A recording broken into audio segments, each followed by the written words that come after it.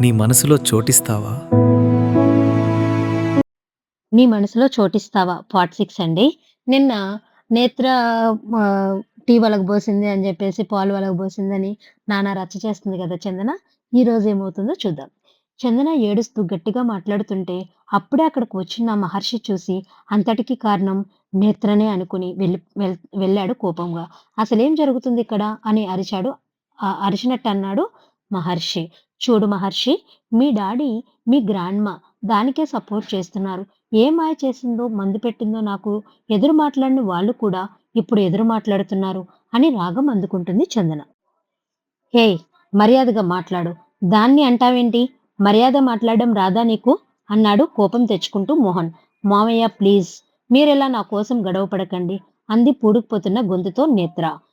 చేసింది చాలు నేత్ర. ఇంక నటించడం అవసరం లేదు. ఇప్పటికే చాలా ఎక్కువ నటించేశావు. నువ్వు ఈ ఇంటికి వచ్చిన తర్వాతే మా మామ్‌కి, డ్యాడీకి గొడవలు జరుగుతున్నాయి.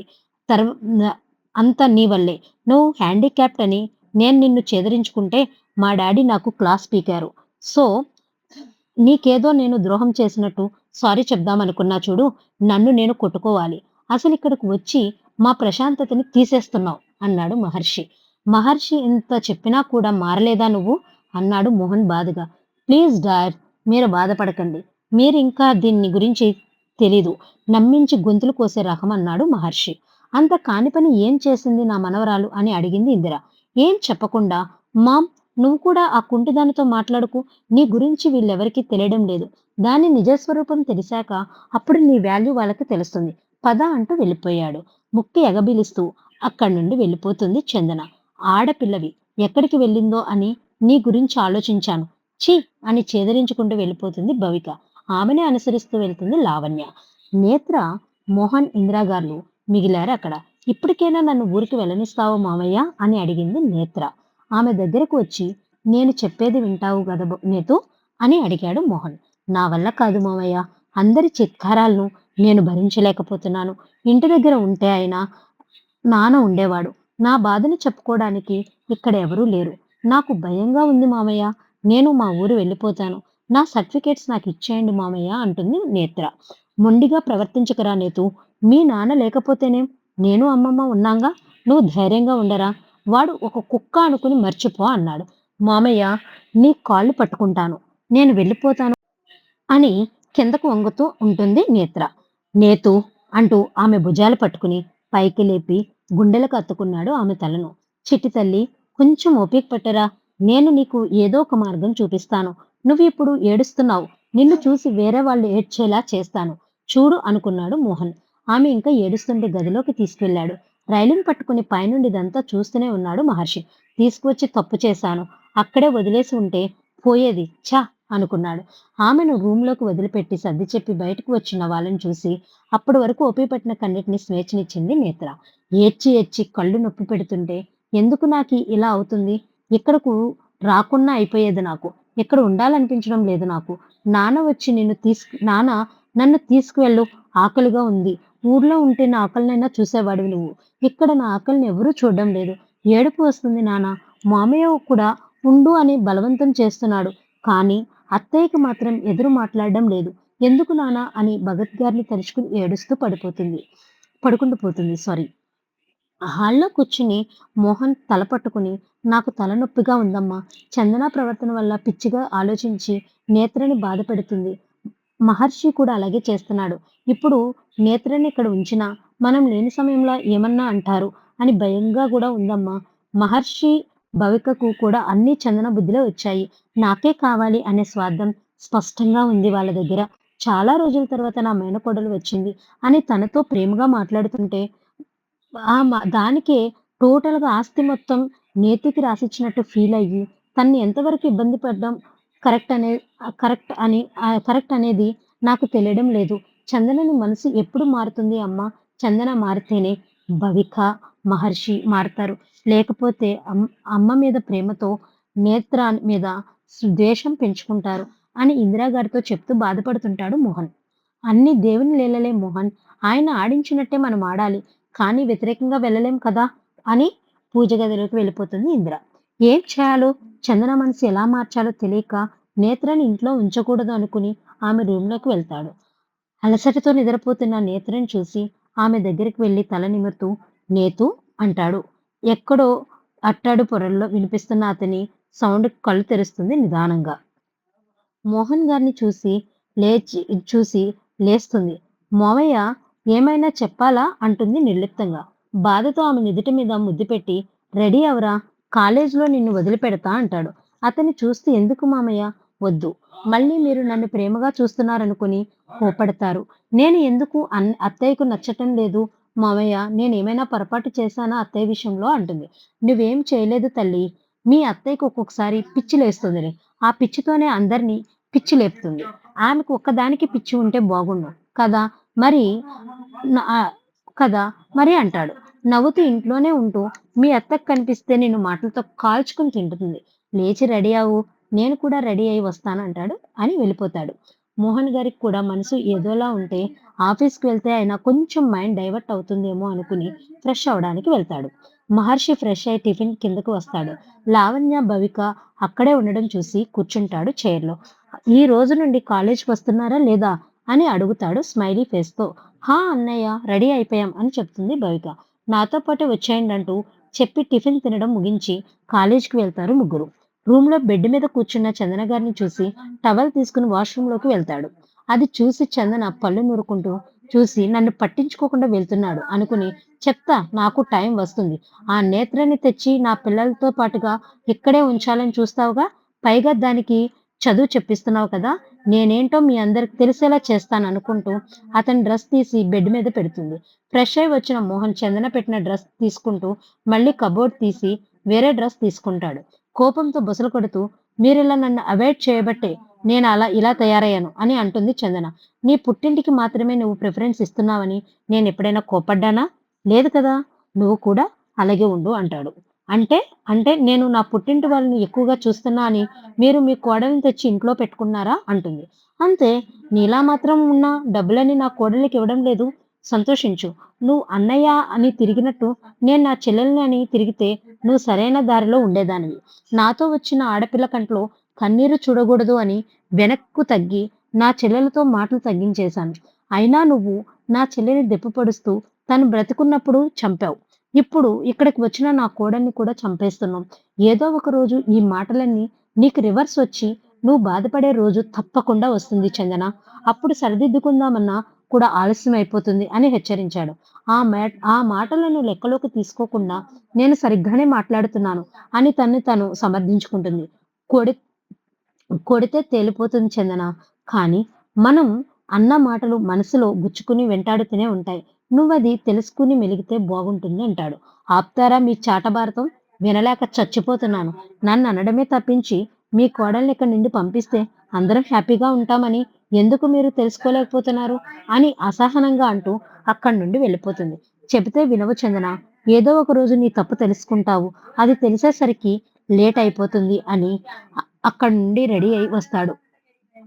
కిందకి వచ్చి నేత్ర రూమ్ దగ్గరికి వెళ్లి నేతు అని పిలుస్తాడు. వచ్చి డోర్ తీసిన నేత్రను రామ్మా టిఫిన్ చేద్దాం అంటాడు. నిలువున తల ఊపి వస్తుంది నేత్ర. డైనింగ్ టేబుల్ దగ్గర చందనం చూసి వెళ్ళి బ్యాగ్ తెచ్చుకో నేతు కాలేజీకి వెళ్దాం అంటాడు. సరే మామయ్య అంటూ బ్యాగ్ తెచ్చుకుంటుంది. వాళ్ళు వెళుతూ ఉంటే టిఫిన్ చేసి వెళ్ళండి అంటుంది చందన మోహన్ గారిని ఉద్దేశించి. నీ ఈర్ష్యతో పెట్టిన తిండి వంట పట్టదు నా కోడలికి. బయట చేస్తామంటూ ఆమెను తీసుకుని వెళ్ళిపోతాడు. ఏం చేయలేక పళ్ళు నూరుతూ కూర్చుంటుంది చందన. కారులో ఒక రెస్టారెంట్ దగ్గర కారు ఆపి నేత్రాన్ని టిఫిన్ తినిపించి అక్కడి నుండి కాలేజీకి తీసుకువస్తాడు. కాలేజ్ దగ్గర కారు ఆపి నీ బట్టలు హోటల్లో నుండి తెప్పిస్తున్నాను నీతు. దృష్టి అంతా చదువు మీదనే పెట్టు. మీ నాన్నకు నువ్వు మంచి ఉద్యోగం చేసి నిన్ను నువ్వు పోషించుకోవాలని ఆశ. నువ్వెవరి మీద ఆధారపడకూడదు అని ఎప్పుడు అనుకుంటాడు. ఎప్పుడు అనుకుంటాడు. జాగ్రత్త నేతు అంటాడు. అలాగే మావయ్య అంటూ చిరునవ్వుతో చెప్పి కారు దిగుతుంది. మోహన్ గారు తనతో పాటు వచ్చి ప్రిన్సిపల్‌తో మాట్లాడతారు. నేత్ర గురించి ప్రిన్సిపాల్‌తో నేత్రని చూసి ఆమె పరిస్థితిని అర్థమై మేము ఆమెకి ఇబ్బంది కలగకుండా చూసుకుంటామని చెప్పి తన సర్టిఫికేట్స్ చూసి గుడ్ అమ్మా! బ్రైట్ స్టూడెంట్‌వే అని అప్రిషియేట్ చేస్తారు. మోహన్ గారు పొంగిపోయి నేను వెళ్తాను సార్. ఇక తను కాలేజీలో అడుగుపెట్టిన దగ్గర నుండి తన బాధ్యత మీదే అంటాడు మోహన్. మేం చూసుకుంటామండి అని మోహన్ గారికి షేక్ హ్యాండ్ ఇచ్చి పంపించేస్తాడు. తర్వాత ప్యూన్‌ని పిలిచి నేత్ర క్లాస్ రూమ్ చూపించమని చెప్తాడు. రండమ్మా అంటూ ప్యూన్ నేత్రని తన క్లాస్ వైపు తీసుకెళ్తుంటాడు. ప్యూన్ ఫాస్ట్‌గా నడుస్తుంటే తనకు నడవడం రాక అంకుల్ అని పిలుస్తుంది అతన్ని. చెప్పమ్మా అని ప్యూన్ అడగగానే నేనంతగా ఫాస్ట్‌గా నడవలేకపోతున్నాను. మీరు కొంచెం స్లోగా నడవగలరా? అని చెబుతుంది. నేనే తీసుకెళ్తాను. మీరు వెళ్ళండి అనే స్వరం వినిపిస్తుంది అటువైపు. చూసిన ప్యూన్ నవ్వితే వింతగా చూస్తుంది నేత్ర. ఇంతకీ వెనకొచ్చింది ఎవరంటారు? చూద్దాం. నేను తనని ఆహ్, హా! అంటుంది స్టిక్‌ని గట్టిగా పట్టుకుంటూ. అతను ముందు నడుస్తుంటే నేత్ర వెనక నడుస్తూ ఉంటుంది. అతన్ని చూస్తే మహర్షికి ఏమాత్రం తీసిపోనన్నట్టుగా ఉన్నాడు. అతని కటౌట్ చూసి కళ్ళు తేలేసింది నేత్ర. 6 అడుగుల కంటే ఎక్కువ హైట్ ఉన్న అతను ఆమెతో కలిసి చిన్న చిన్న అడుగులు వేస్తుంటే నా కారణంగానే అలా నడుస్తున్నాడని అనుకుంది. తన క్లాస్ రాగానే ఇదే మీ క్లాస్ అన్నాడు అతను చిరునవ్వుతో. బెరుగ్గా చూసిందతన్ని. ఏదైనా చెప్పాలనుకుంటే చెప్పవచ్చన్నాడు అతను. అది నేను మీకు చెప్పలేదుగా! ఏ కోర్స్ తీసుకున్నా అని. మీరెలా ఇదే నా క్లాస్ రూమ్ అంటూ తీసుకువచ్చారు అడుగుతుంది. చిరునవ్వే సమాధానమిచ్చి అక్కడి నుండి వెళ్ళిపోయాడతను. ఆమె కూడా చిన్నగా స్మైల్ ఇచ్చి క్లాస్ లోపలికి వెళ్ళింది. గోలగోలగా ఉంది క్లాసంతా. అమ్మాయిలు, అబ్బాయిలు అనే తేడా లేకుండా కలిసిపోయి కూర్చున్నారు. కొందరైతే వాళ్ళ లోకంలో వాళ్ళు ఉన్నారు. స్టిక్‌తో నడిచి వస్తున్న నేత్రని కొందరు జాలిగా చూస్తే, ఇంకొందరు ఎగతాళిగా చూశారు. ఆ చూపులన్నీ ఆమెకి గుచ్చుకుని ఇబ్బందిని కలిగించాయి. తలెత్తి క్లాసుని చూసింది. ఫస్ట్‌లోనే కూర్చున్నారు లావణ్య, బవిక. చిన్న స్మైల్ వచ్చింది ఆమె మొహంపై. తనకు తెలిసిన వాళ్ళు ఉన్నారు అని. వాళ్ళ దగ్గరికి వెళ్ళింది కూర్చుందామని. ముగ్గురు కూర్చునే బెంచ్ అది. ఇద్దరే ఉన్నారు అని పక్కన కూర్చోబోయింది. వెంటనే కాలు పెట్టేసింది లావణ్య. స్మైల్ పోయి దీనంగా చూసింది నేత్ర.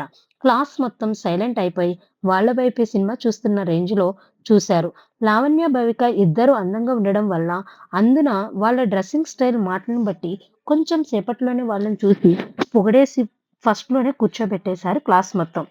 ఇప్పుడు వాళ్ళు ఇలా చేస్తుంటే ఏం జరుగుతుందా అనే ఉత్సాహం ఎక్కువైంది వారిలో. కన్నార్పడకుండా చూస్తున్నారు. కన్నింగ్ స్మైల్‌తో నేత్రని కింద నుండి పై వరకు చూసి, కుంటుకుంటూ ఇక్కడి వరకు రావడం అవసరమా? నీకు ఏదో నీ మీద జాలిపడి మా మామయ్య చేర్పించాడే అనుకో. ఇలా వాళ్ళ డబ్బులతో చదవడానికైనా సిగ్గుండాలిగా. నీకు ఎలా ఉంటుందిలే అలాంటి వాల్యూస్ ఏడ్చేస్తే గదా! సరే భానుమతి చదువుకుంటుంది. మరి లావణ్య ఏ విధంగా చదువుకుంటుంది? అది ఆ అమ్మాయి తెలుసుకోవాలి గదా!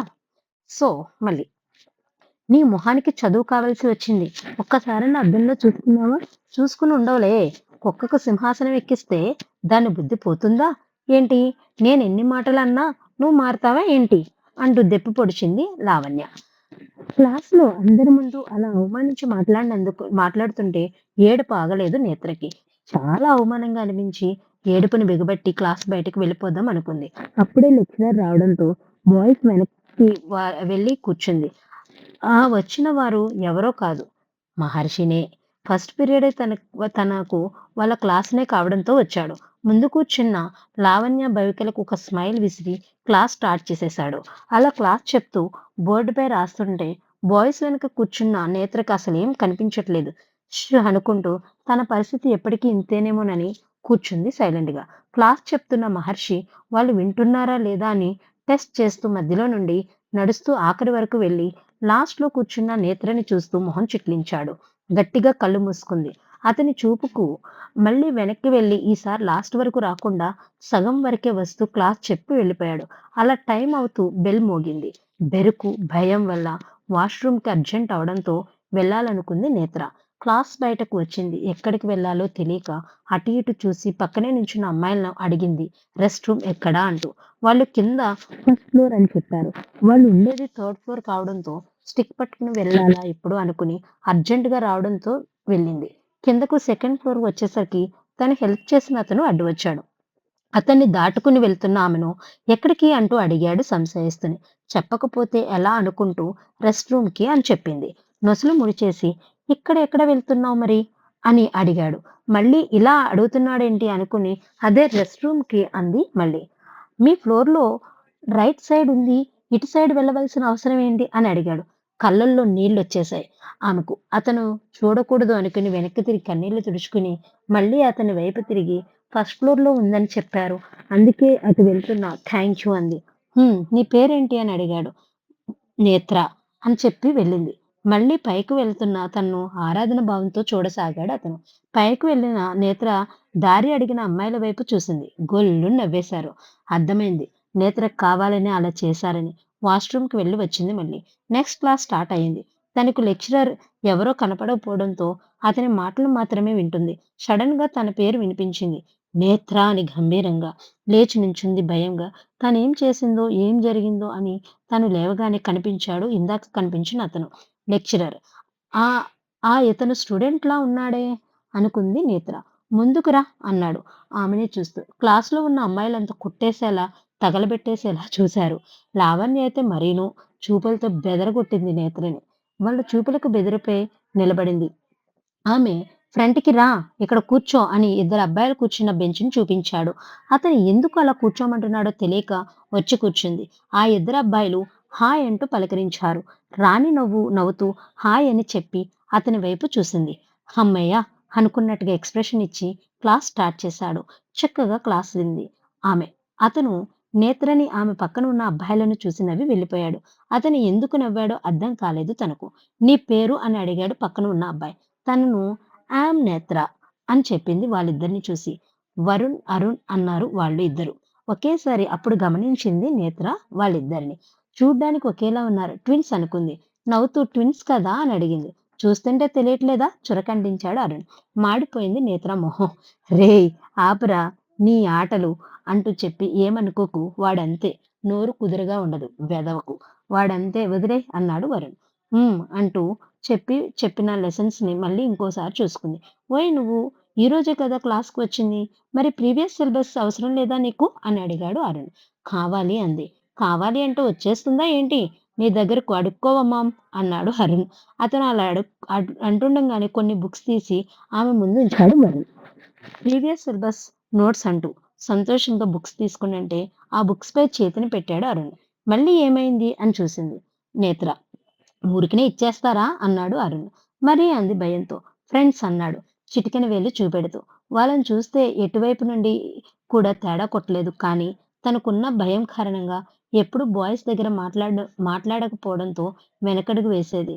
ఇప్పుడు ఆ భయాన్ని ఛేదించాలని ఫ్రెండ్స్ అంది అతని చిటికెన వేలుతో ట్రై చేసింది. నవ్వి బుక్స్‌ని ఆమె చేతిలో పెట్టి "ఏమైనా డౌట్స్ ఉంటే కూడా అడుగు. సరేనా?" అన్నాడు అరుణ్ నిలువుగా తలూపింది నేత్ర. అలా మాట్లాడుతూ క్లాస్ వింటూ లంచ్ టైమ్ చేశారు ముగ్గురికి. ముగ్గురికి బాక్స్ లేకపోవడం వల్ల క్యాంటీన్ వ క్యాంటీన్ వరకు నేత్రాన్ని తీసుకువెళ్ళడం ఇష్టం లేక అరుణ్ వెళ్లి ముగ్గురికి లంచ్ తీసుకువెళ్ళాడు క్లాస్‌లోకి. "ఎందుకు ఇదంతా?" అని మొహమాటంగా అడిగింది నేత్ర. నెత్తిన ముట్టి స్టిల్ చేశావనుకో జ జడ బారు జడ బాగుంది కత్తిరించేస్తా అని బెదిరించాడు అరుణ్. మూతి ముడిచి తినడం మొదలుపెట్టింది. ముగ్గురికి వేరువేరుగా లంచ్ తీసుకురావడం వల్ల వరుణ్, అరుణ్ ఇద్దరూ ఆమె ప్లేట్‌లోని లంచ్‌ని వాళ్ళ స్పూన్‌తో తీసుకొని తింటున్నారు అడగకుండానే. ఆమెను చూసి "ఇది తిను చాలా బావుంటుంది" అని తన ప్లేట్‌లోనిది నేత్ర వైపు పెట్టాడు వరుణ్. ఆమె అలాగే చూస్తుంటే స్పూన్‌తో తీసుకొని ఆమె నోట్లో పెట్టుకుంటుంది. ఇప్పటి వరకు అలా ఎవరి ఎంగిలి తినలేదు నేత్ర. ఫస్ట్ టైమ్ తనకు అలా తింటుంటే చాలా నచ్చింది. వాళ్ళు బాయ్స్ అయినా సరే కొత్తగా ఉండి నచ్చింది నేత్రకి. సిగ్గు పక్కన పెట్టి తన వాళ్ళ ప్లేట్‌లో ఐటెమ్స్‌ని తీసుకొని టేస్ట్ చేసింది. అలా ముగ్గురూ కలిసి లంచ్ కంప్లీట్ చేశారు. లావణ్య, భవిక ఆ క్లాస్‌లోనే ఉన్నారని మర్చిపోయింది నేత్ర. ఆమెనే చూస్తున్న లావణ్య ఇంటికెళ్ళాక ఎలాగైనా గొడవ పెట్టాలని చూసింది. భవిక మాత్రం అంతగా ఏం పట్టించుకోలేదు. కాలేజ్ టైమ్ అయిపోగానే బుక్స్ సర్దుకుంటూ "ఎక్కడికి వెళ్ళాలి అమ్మో" అన్నాడు వరుణ్. "అమ్మోనా" అంది నేత్ర ఆశ్చర్యంగా. పిలవకూడదా ఏంటి? ఏంజెల్ అనాలా? సెనోరిటా అనాలా? అసలు పిలవడం అలా ఫోజ్ కొట్టకు. నీ ఫేస్‌కంత సీన్ లేదు. మూసుకుని మేమెలా పిలిస్తే అలా పలుకు అన్నాడు అరుణ్. వాళ్ళ మాటలు అసలు బాధించలేదు నేత్రని. నవ్వుతూ "యెస్, నన్నలాగే పిలవాలంది." "కలలు కనకు, కానీ పద" అంటూ చేయి పట్టుకున్నాడు అరుణ్. భయపడిపోయింది నేత్ర. ఎక్కడికి లాక్కెళ్తాడో అని. కానీ దానికి విరుద్ధంగా నెమ్మదిగా నడిచాడు అరుణ్. బ్యాగ్ అని వెనక్కి చూసింది నేత్ర. తన బ్యాగ్‌ని వరుణ్ తీసుకొని వస్తున్నాడు. మనసు భారం దిగిపోయి కళ్ళల్లో నీళ్లు ఉన్నాయి నేత్రకి. "ఎక్కడికి వెళ్ళాలి?" అని అడిగాడు. చెప్పింది ఆమె. "ఎలా వెళ్తావ్?" అని అడుగుతుంటే "మామయ్య వస్తా అన్నాడు తీసుకువెళ్ళడానికి" అంటూ ముందు చూసి బిగుసుకుపోయింది. తన కారుకి ఆనుకుని చేతులు కట్టుకుని నిప్పులు కురిపించే కళ్ళతో చూస్తున్నాడు మహర్షి ఆమెని. చేతులు, కాళ్ళు ఆడలేదు ఆమెకు. అడుగు ముందుకు పడక ఆగిపోయింది అక్కడే. రా అన్నాడు అరుణ్. ఆమె కదలపోయేసరికి ఏమైందమ్మో అంటూ తన చేతిలో స్టిక్ తీసుకొని భుజం చుట్టూ చేతిని వేశాడు వరుణ్. ఇక్కడితో ఈరోజు ఎపిసోడ్ అయిపోయిందండి. నెక్స్ట్ ఎపిసోడ్ రేపుంటుంది. కానీ మీకు ఈ స్టోరీ నచ్చిందా లేదా అనేది చెప్పండి. మీకు నచ్చితే లైక్ చేయండి, షేర్ చేయండి, కామెంట్ చేయండి. Thank you.